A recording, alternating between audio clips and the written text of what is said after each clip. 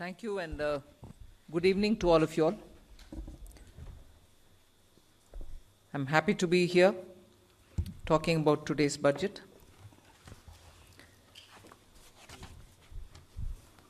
The budget actually says several things about our path towards Vikasit Bharat. It has invested in agriculture. It has certainly looked at rural prosperity, focuses on urban development, particularly looking at urban workers, and continues to lay emphasis on reforms. 6 specified sectors have been identified, and I spoke about it in the budget.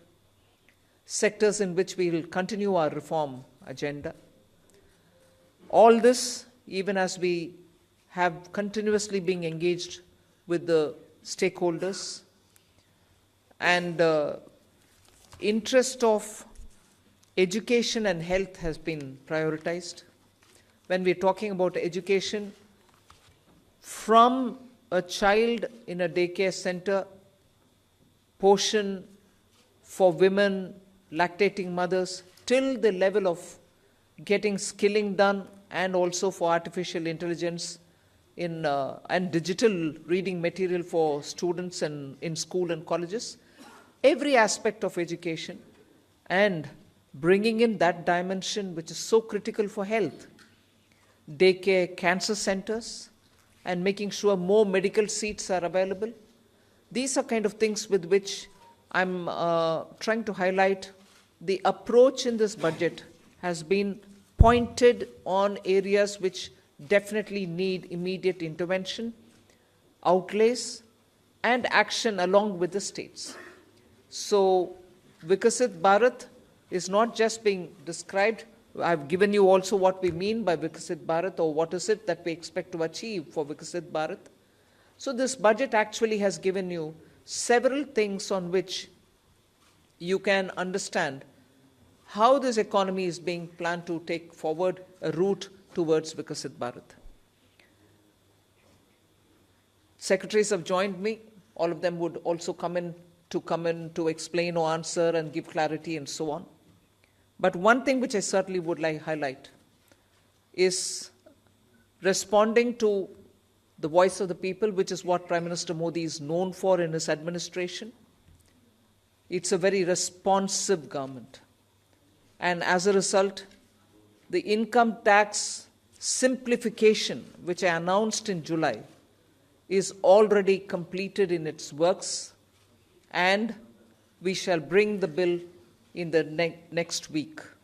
So the income tax simplification, about which in July budget I have gone in detail to say, the work is completed within 6 months is what I said. Within 6 months we've brought the bill. It will be coming into the parliament next week. So if we are talking of reform, inclusive of taxation, the work is done. This budget also speaks about rationalization in customs. Tariffs are being brought down, tariffs are being simplified, and also the basket which consisted of so many different tariffs for so many different commodities are now reduced. 8 were taken off earlier, 8 has been taken off now. So whatever remains now, 7 I think remains, and that is all about India's tariff picture. So the usual narrative which goes on, saying is India being too heavy on tariffs? No, you find that we've drastically reduced and also simplified. So this budget has so many things for all of us to talk about. The more important thing about agriculture, which performed very well during COVID and which has contributed to India's food security.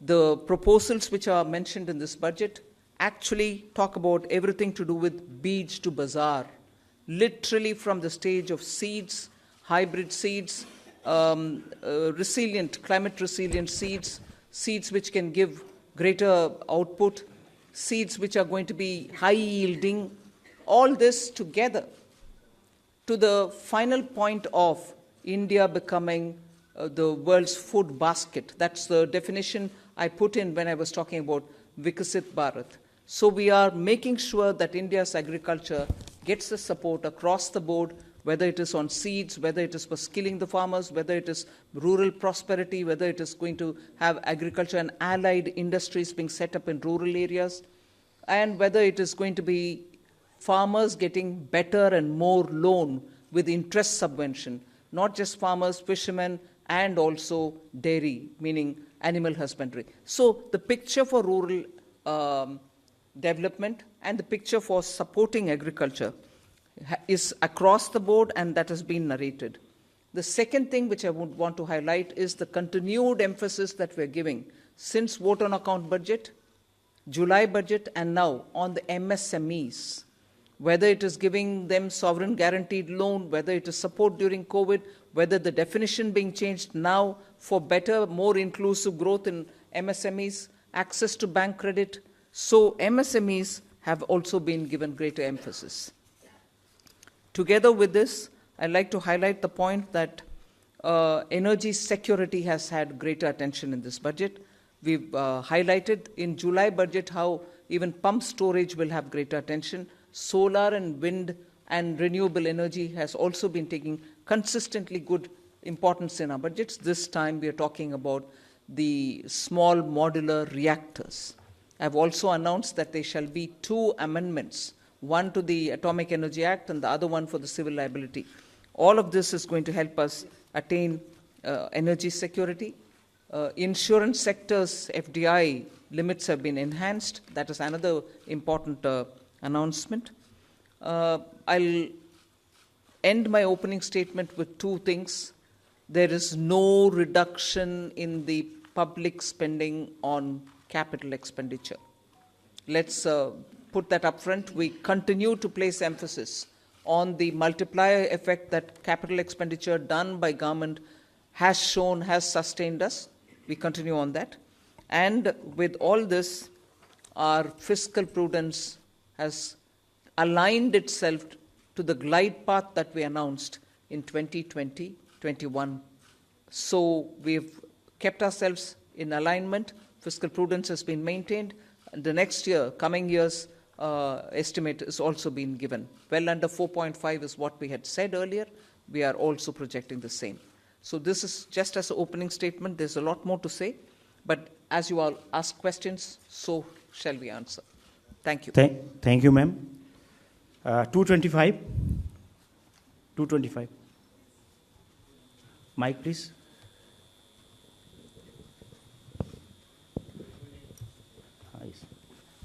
Ma'am, this is Shrimi Chaudhary from NDTV Profit.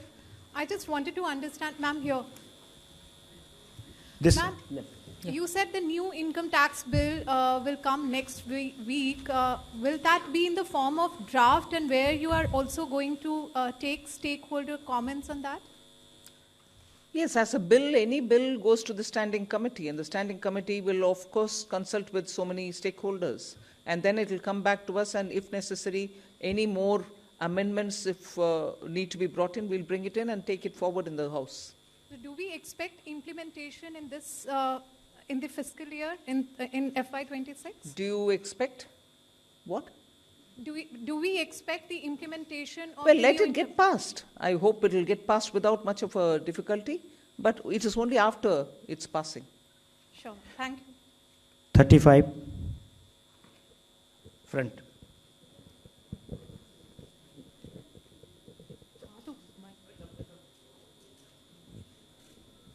Ma'am, Timsi Jaipuria, this side from CNBC TV 18.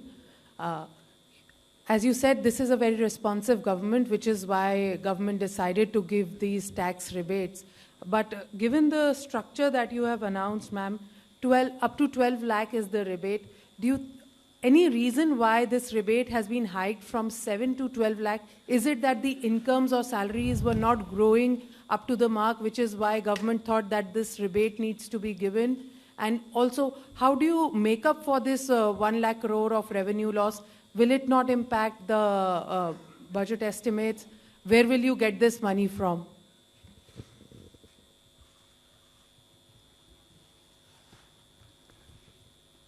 Well, Gypsy, I think the first question is, you said that this, when the incomes are not growing. This is an income tax. Only when there is an income, then we are talking of the tax. So income has to grow to the level to discuss about the tax. Now, why from 7 to 12 lakh? It is something like, it was earlier 2.2 lakhs. When 2014, it became 2.5 lakh, nobody is going to pay tax. Then there was a 2019 that, we said 5 lakhs, nobody is going to pay tax. Then we said it was raised to 7 lakhs. And now it's being raised to 12 lakhs. So this is a perception that the government feels that, on the average 1 lakh per month, if you have, then you need not pay tax, which means that, we are doing it in two ways. One is we are reducing the slab rates. We are expanding the slabs. If you would have noticed, the slabs are now 0 to 4, 4 to the uniform slabs, and there is a gradualism. There was a thing when we had earlier 20%, then it was jumping to 30%. Now it is 20, we have introduced 25 also. So it's the gradual thing which has been done. Now this benefits every one of the taxpayers, because whatever benefits which has come from the slabs gets transmitted across. So therefore everyone gets a benefit. Now the second part, FM decided that, well, some people should get a little more benefit than merely slab rate reduction would have given. And so therefore an extra rebate. So slab rate reduction for everyone, and extra rebate for 7 lakhs were already getting it, now 7 to 5 lakhs more people have been added. So this is the philosophy behind it. And as you said, why you do it, I think we expect that all that money which they gave, it comes back to the economy in either consumption, savings, or investments, in whatever way they choose to do. I just want to add to that. If you compare what we've done today with what prevailed in 2014 under the Congress government, what we are, most often the narrative is we should put money back in the hands of the people. I want to please give this comparison for your consideration. If you compare it with the 2014 tax rates under the Congress, for somebody who's earning 8 lakhs, nearly 1 lakh more money is in their pockets today because of the amendments that we brought in. Meaning, 1 lakh income tax in 2014 is 0 income tax now. So that money is going back to the people in their hands for those who are earning 8 lakhs. For those earning 12 lakhs, 2 lakh was the income tax in 2014 versus today 0 which is proposed. Meaning nearly 2 lakh more money in the pockets of people who are earning 12 lakh. All right, did I stop it there? As Finance Secretary rightly said, across the board everybody is getting benefit because the rates have also been brought down. Not just the rebates being given to up to 12 lakhs. Rates for everybody is being brought down. As a result, take somebody who earns 24 lakhs in a year. The income tax on them in 2014 was 5.6 lakhs. 2014. For them, now it is only 3 lakhs.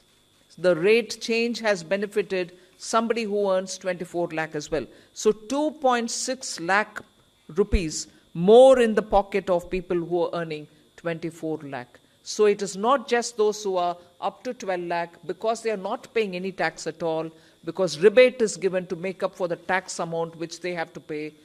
It is not just up to 12 lakh. Even for others, benefit is accruing, and compared to what it was in 14, that much amount of money is going back to those respective money earners.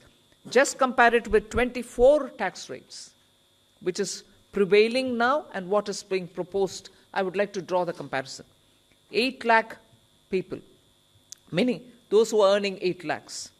30,000 rupees more is being put back into their pockets, meaning they would be paying 30,000 in the prevailing tax, 8 lakh salaried wale.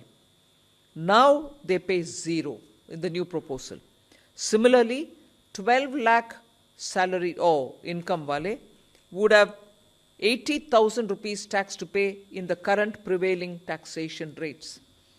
They would have 80,000 rupees now go back to their pockets. They don't have to pay that tax. Go to the 24 lakh and compare with the present rates. Present prevailing rate, they have to pay 4.1 lakh rupees as tax. We are saying now they will have 1.10 lakh in their pockets, which they don't have to pay as tax. So we have put good, substantial amounts into the pockets of people who deserve to get that. And I would want that to be highlighted compared to what prevailed in 14 and what prevails just this year. 3. Three number. Ma'am, many congratulations. Something that has been quoted to you as well as the Prime Minister and yesterday the Chief Economic Advisor hinted, in terms of disinvestment and where you should not get into, government. You yourself have been talking from 2020, 21 and subsequently, government should be in less spaces. Has it been a strategy? Because I know you're committed to it, but last budget you didn't refer to it. This budget you have not referred to it. The target still remains there. Is there any impetus that you're going to do towards what has already been announced by the budget? For example, bank privatization of banks and others. That's one. And the second because it was unanswered, you're making it simpler, the income tax, and bringing a thing. Does this mean that you can now not necessarily all the time you can do it through a schedule or an executive order if you want to give some relief to a common man in the new income tax bill that you bring in? No, giving relief any time will have to go to the Parliament, because if we are giving fiscal, relief to people, it has to have approval from the Parliament. So but what the tax simplification really means is the complication in the language, the circuitous way in which they were explaining things, and adding too many exemptions. You will realize that when we brought in the new tax regime, we didn't want the old tax regime imitated or copied. In that, there are several exemptions given in the old regime. In the new, we didn't want to give any because we wanted a simple, straightforward tax regime in which the rates can be brought down. That's what we've done even now. So the act itself had to be simplified. The attempt now is that.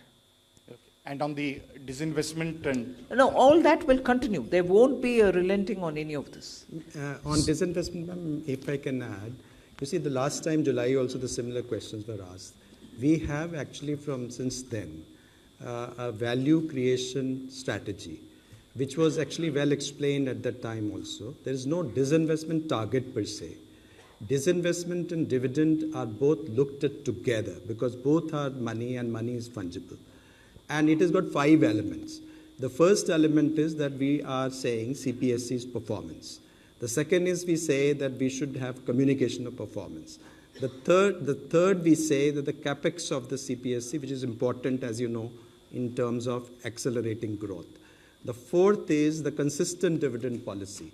And the fifth is there is a calibrated disinvestment strategy. And the disinvestment also is there. The listing is a part of disinvestment itself. So if you really look at it, both dividend and disinvestment is about 80 to 90,000 crore per annum are being raised, but in a manner which are beneficial to the minority shareholders who are there in all our listed companies. 65. Backside.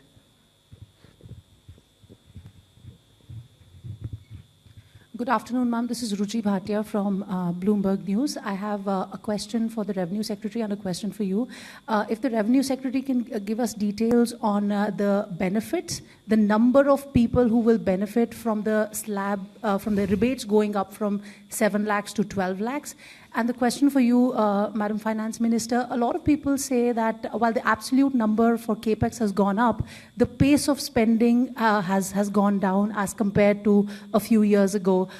Is it telling of the institutional capacity in terms of how much CAPEX push can the government really do?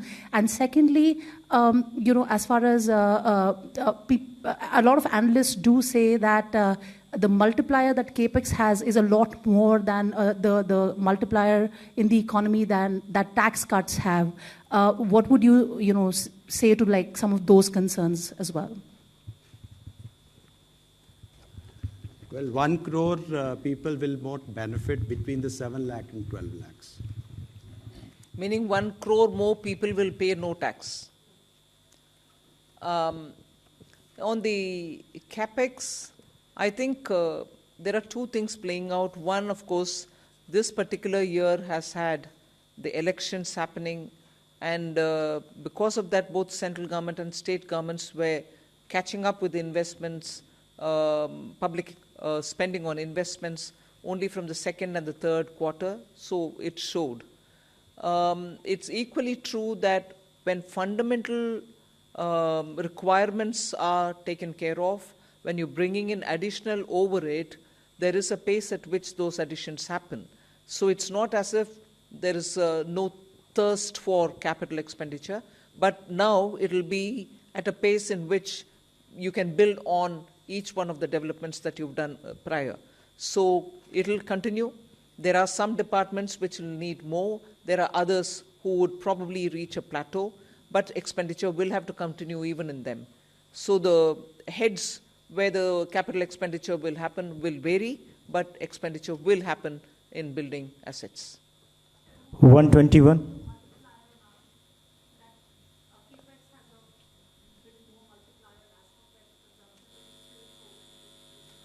No, capex is also continuing. I have not foregone capex to give for revenue expenditure or consumption expenditure. So both continue. Ajay. Look at what the overall numbers are. Even in the coming year, the next year, effective capital expenditure, including what Government of India provides to state for their capital expenditure, is 4.3% of the GDP, one of the highest. So it's not just what Government of India departments spend, it is the total money which goes for the capital expenditure. And if you look at that compared with this year's RE, there will be 20% increase. If you look B to B, still there will be a 10% increase. And it is not a capacity issue, it is a new sectors coming up. For example, if you notice, urban sector, the allocations are increasing. That's one area which requires a renewed focus. 121.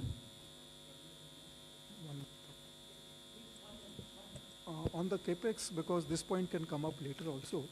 So one is the capex that we give directly, that is we do as central government directly. Other is that grants that we give to the state governments, for the state governments to do capex. For example, for Pradhan Mantri Gram Sadak Yojana, for example, Pradhan Mantri Awas Yojana, and so on and so forth.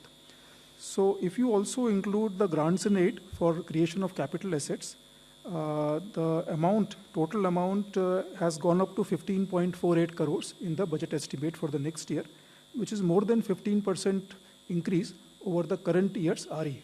So that is a substantial increase, whereas you consider that the overall expenditure, that is revenue plus capital, has grown by around 7% in the next financial year as compared to this year's RE. So this is almost twice the aggregate growth in the expenditure. Yes. I would like to also add that on top of this 15 lakh crore capex, which is 11.2 there, and the extra money which goes into revenue but goes in capital building at the hand of the states, the CPSC, the Central Public Sector Enterprises, add about 4 lakh crore as capex from their own resources. So that's also the capex which goes in, and that is not counted here. Mike on कर. Tarun Sharma from Zee business. Ma'am मेरे दो सवाल हैं. एक, ma'am आपने insurance की जो FDI limit है वो 74 से 100% करी है, तो क्या मैम जो इंश्योरेंस अमेंडमेंट बिल था उसकी जो बाकी रिकमेंडेशन है उसको रिजेक्ट किया गया है, सिर्फ इसी को एक्सेप्ट किया है 74 से 100% का? दूसरा मैम, मूडीज़ ने कहा है कि जो पब्लिक डेट है स्टेट और सेंट्रल का वो अभी भी 80% है, इस वजह से हम रेटिंग अपग्रेड इस बजट के अनाउंसमेंट के हिसाब से नहीं कर सकते. तो do you think is there concern for the on the public debt? Insurance? Yeah. See, now, presently the insurance is 74%. Now, fundamentally, whether it's 74% or 100%, the materially doesn't matter. But what actually matters is the psychological feeling that they can actually own the company 100%. Along with this FDI, we are also going to, FM also announced that we are going to simplify certain procedures and rules that we frame, which is including the key management personnel, person who can be chairman of the company, and person who can be the CEO, and board of directors, and also repatriation of dividends. All those are part of this, the proposed reforms that has been announced by the FM today. And sir, what about the other recommendation on the draft insurance amendment bill, sir? That's what we are actually bringing. The draft insurance bill is the one FM has announced. But the main point she has mentioned that 100% FDI, including simplification of existing rules for FDI investing. The draft bill is also coming. Is coming. Yes. And then public debt, ma'am. On the public. Serial number 2. Finance Minister has also announced, just answer complete his question, the roadmap for fiscal consolidation by the centre. And please have a look at the FRBM statement, which carries the different scenarios. And over a period of next 6 years, how that will be brought down. Similar one, act has to be done through the state governments as well. So it is a process which is on. Number 2. Hello नमस्कार ma'am, मैं आलोक प्रियदर्शी हूँ CNBC आवाज़ से। Ma'am मेरा सवाल है कि middle class के लिए काफ़ी बड़ी राहत है, 12 लाख तक जो टैक्स छूट दी गई है। इसमें आपने बजट स्पीच में कहा जो कैपिटल गेन से लोग कमाई करेंगे उसको इसमें शामिल नहीं किया गया, उस पर नॉर्मली टैक्स देना पड़ेगा जो स्लैब के रेट से है। तो ज़्यादातर लोग आजकल मार्केट में इन्वेस्ट करते हैं, उनको लॉन्ग टर्म इन्वेस्टमेंट होती है, उनको कैपिटल गेन्स होते हैं कई तरह से, उनको बाहर रखने का, उनको केप्ट असाइड रखने का क्या रीज़न है, क्या उसके पीछे वजह बताएं? रेवेन्यू सेक्रेटरी उसके ऊपर ज़्यादा विस्तार से बोलेंगे। बाहर रखने वाले चीज़ नहीं है, इनकम का कैलकुलेशन कभी भी वैसे ही होता है, उसमें कैपिटल गेन्स का जोड़ते नहीं है। मैं स्पष्टता के लिए उसको जोड़ रखा है उधर सेंटेंस पढ़ने के समय।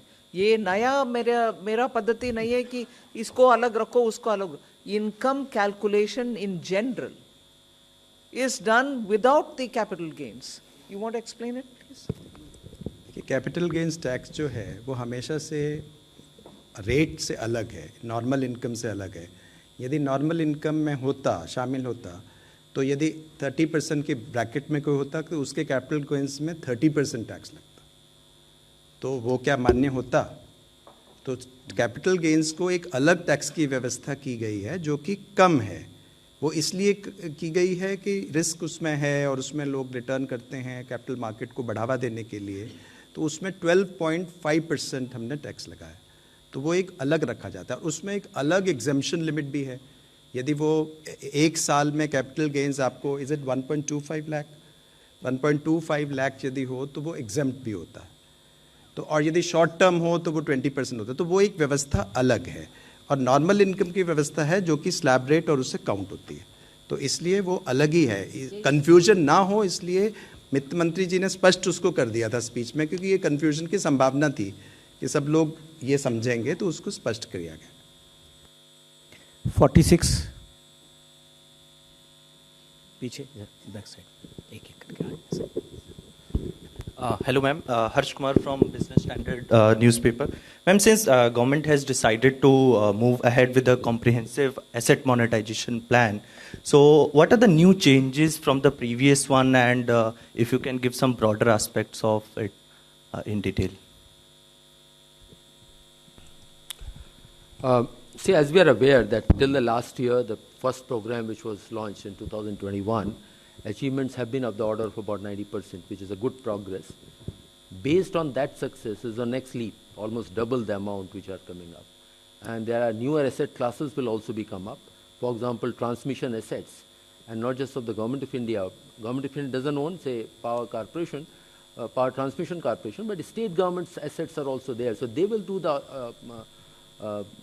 the monetization, and you will hear very soon that entire plan will be out. Sir, can we, in future, can we get a separate number of asset monetization and disinvestment? See, this money, what the intent is, there's already an investment, or rather the assets are there, which may be owned by Government of India, which may be owned by, say, NHAI, or they may be owned by one of the PSUs. They disinvest, not disinvest, they monetize that asset and use that money to build a fresh or a new project and a new asset, plow back that money back into the economy. So these are not necessarily money coming to Consolidated Fund of India. Very rarely the money comes in. NHI doesn't invest, money remains with them, they build another road by using that money. 13 front में. Hi, ma'am. Good afternoon. I am Kriti. I'm from Informist Media. So right now you just said that your fiscal prudence has finally aligned with your glide path that you had announced in FY21. This year you have given a new roadmap. So mentioned debt to GDP roadmap. You aim to bring down your debt to GDP ratio to 49 to 51% by FY31, considering the nominal GDP would be in the range of 10 to 11.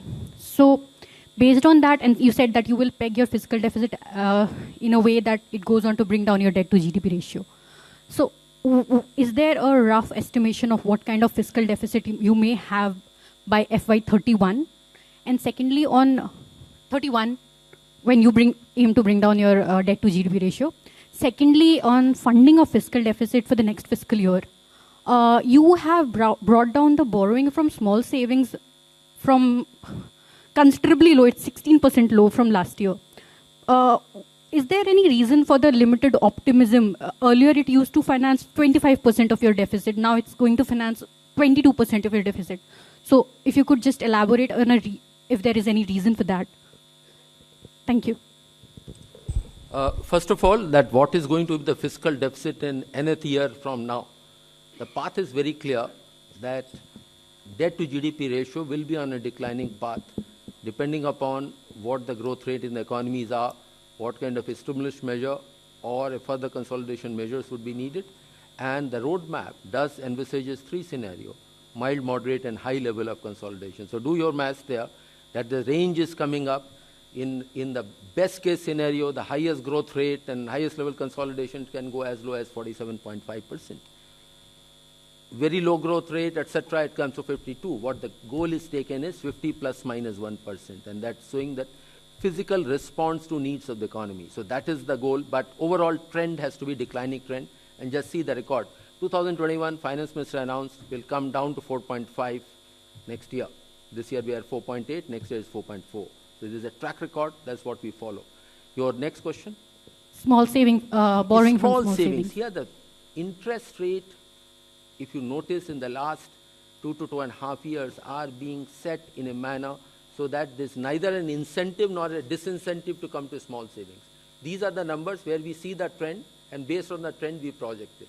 What is being overall is being monitored and watched or said is the overall fiscal deficit, overall borrowings. If more is coming in small savings, less from the market. If less is coming from the small savings, more will be from the market. So our assessment numbers are slightly lesser than this year. And to that extent, market borrowings we have indicated, which will be slightly less than the current year numbers. Marginally lower are there. But if there were to be more inflow of small savings, to that extent, market borrowings will go down. And as you are aware, we do set the calendar every half year. 51.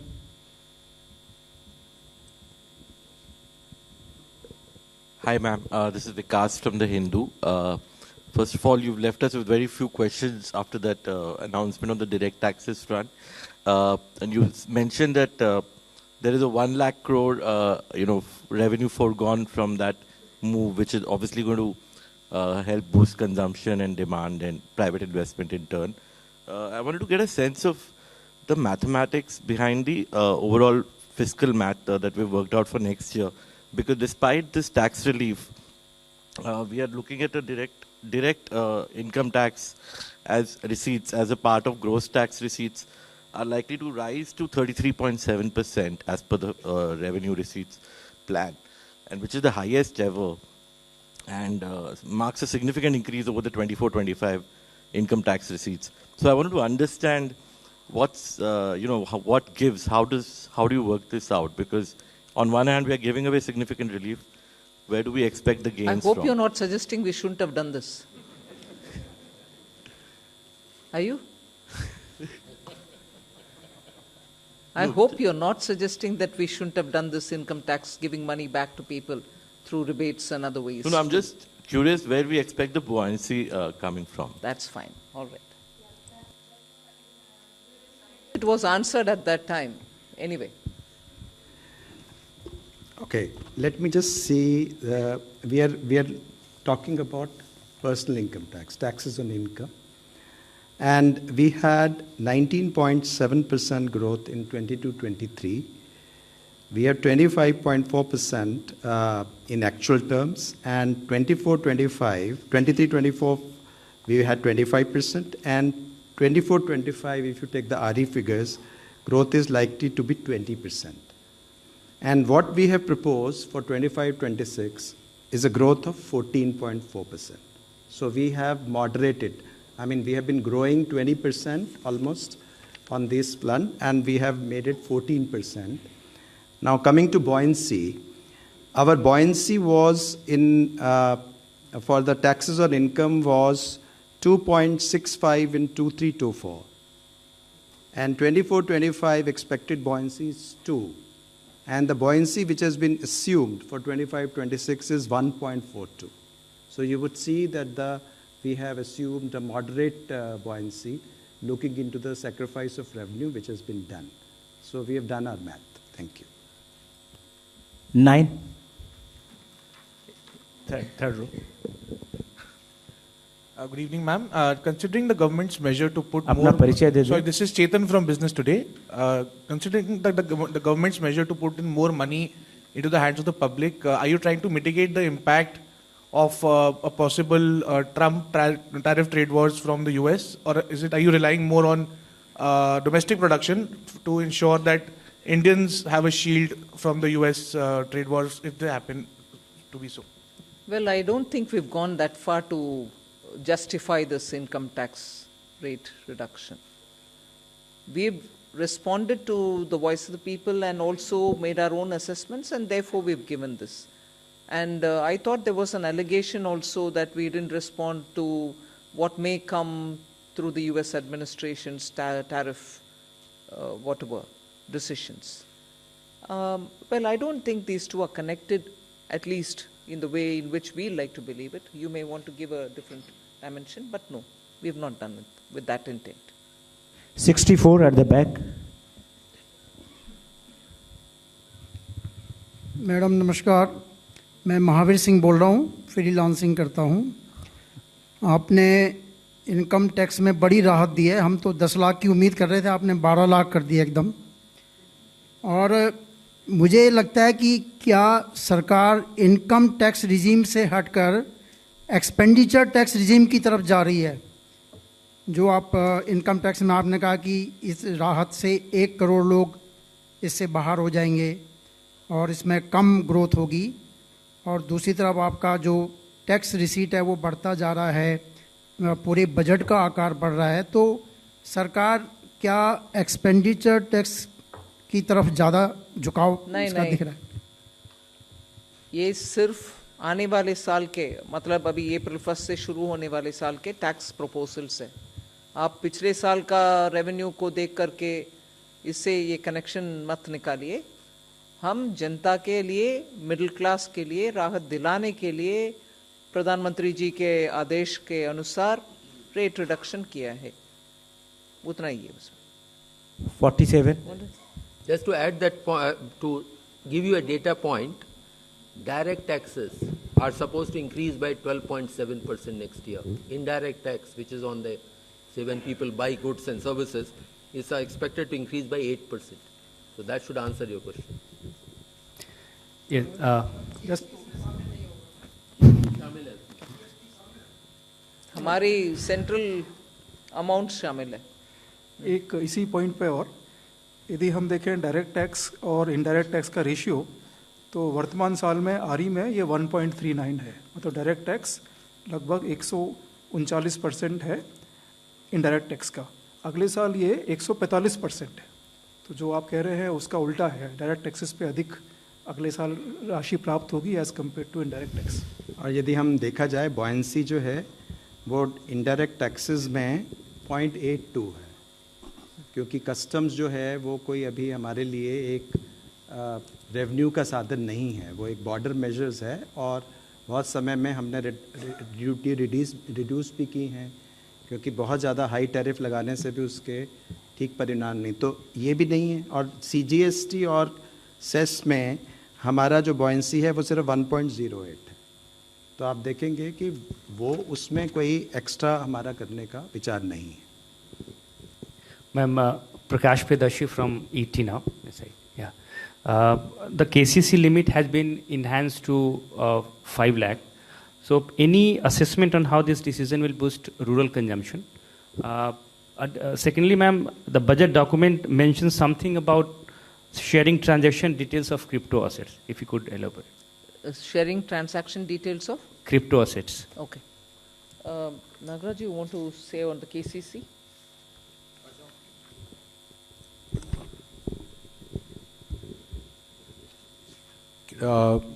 Increase in the KCC. Yeah. This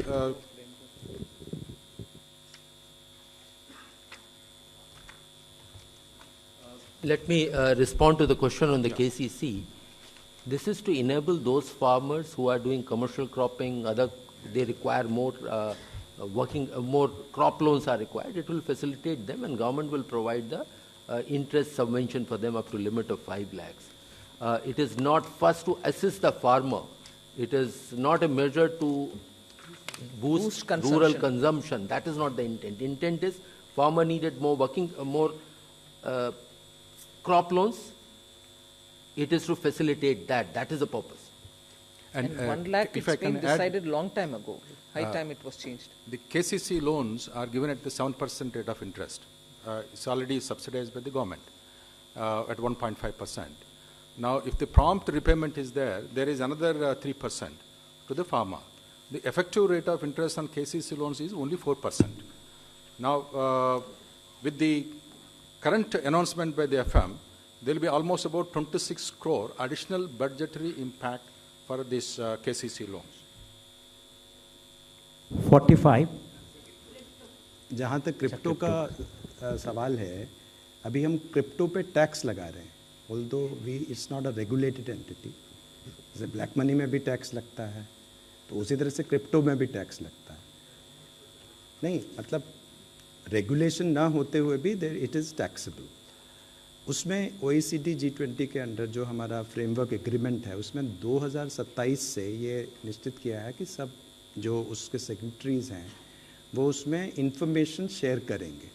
तो उसके लिए tax law में ये व्यवस्था की जा रही है कि हम वो इंफॉर्मेशन गैदर करने का फ्रेमवर्क, जो रूल्स हमको बनाने हैं, वो हम कर लें. Ma'am, Meghna Mittal from Money Control. The union budget has announced a big income tax relief in the new income tax regime. Where's Meghna? The budget has announced a big relief in the income tax, so in the new income tax regime. So how many taxpayers have moved to this new income tax regime, and does this also mean that are we phasing out finally the old tax regime? 75% जो हैं, 75% have already moved to the new tax regime under the individual category.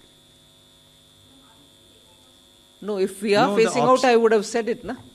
The scheme is available, but we expect that almost everyone will shift now. 224.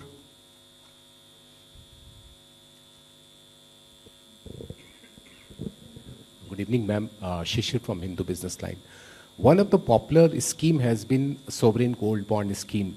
We have not seen any of the issue during the current fiscal, and we are not getting any mention for the next fiscal. Does this mean that there is a curtain to this scheme? Well, yes, Ajay. Yes, in a way. But Ajay can give you the detail. Yes. See, these are the decisions which are taken. What the purpose is? One, of course, is to raise borrowings from the market for the purpose of financing the budget, and at some point of time, whether this asset class is to be supported or not. But the conditions of the recent past of the experience has been that this has been rather a fairly high cost of borrowings for the government. As a result, for the last several quarters, government has not chosen to follow that path. As and when a formal decision is there, you will get to know. Please go on. 223, left side. We'll take two more questions. Hello, hi. After this. Ruchika Chakravanshi from Business Standard. Just two things. One, if you could elaborate on the BIT that you've said that it will be made investor friendly. So will it be in the line with what we have with the UAE? And one, there is an increase in the corporate tax revenues also that have been projected in the FY26 budget. So what is the reason for you to, why are you expecting like a revival in corporate tax, which has been a bit of concern? Well, on the BIT, I think I've stated the reason why we want to revamp it, to make it more investor friendly. Yes, I can understand you quoting UAE and asking whether it is going to be in line with that. UAE was a bit more than, it was 2016 plus, it was more than the 2016 version of the BIT. But there is no particular template that I'm adhering to. We want to make it lots more robust and lots more investor friendly. 125. Ma'am, good afternoon. Karishma from Business Today. Congratulations to you and everybody. Ma'am, Manrega has again, it's seen a stagnant allocation in the last 2 years, despite that this year's FY25's utilization has already peaked until December. Do you expect a mid-year revision? And ma'am, a quick clarification on crypto. When is the DA-led crypto paper likely to be released? See, on Manrega, I think every year the same question is asked, and every year we answer the same question. It is a demand-driven program. If, as a result of increased demand, a state or another state, a third state, wants money because their demand has to be met, the RE shows the numbers and we increase it. But just because of that, it doesn't mean that my BE will have to be on the enhanced note. Every year the numbers, in fact every crop season, post the crop season, the numbers vary. So as a demand-driven program, we'll certainly respond to it as and when the numbers come. On the crypto, when is the DA paper likely to come? You'll get to know when it comes out. This is last 6 at the back.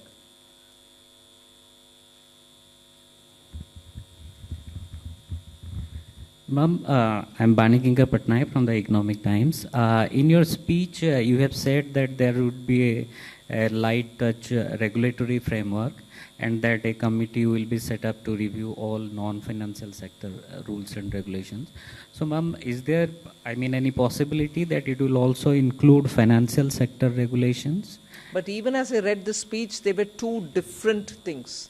One for the non-financial and another for the financial. The financial is still being looked through the FSDC, whereas the non-financial is where we have appointed, or we are asking for an appointment of a high-level committee which will look at the regulations, particularly for compliance, for inspection, for certification. There are ever so many overlaps, friction points, pain points. So to sort that out, our approach is this: one through the FSDC for the financial, and for the non-financial, several of them which are non-financial, the high-level committee. Ma'am, again, in the nuclear energy space, there is an announcement that there could be more private participation sought. So is there any particular frame in mind that, how we are going to do it, or any incentives or something of that No, sort? what I've announced at the moment is what stands, and the respective departments will go into the details and they'll come out after the year commences. Thank you, ma'am. Thank you for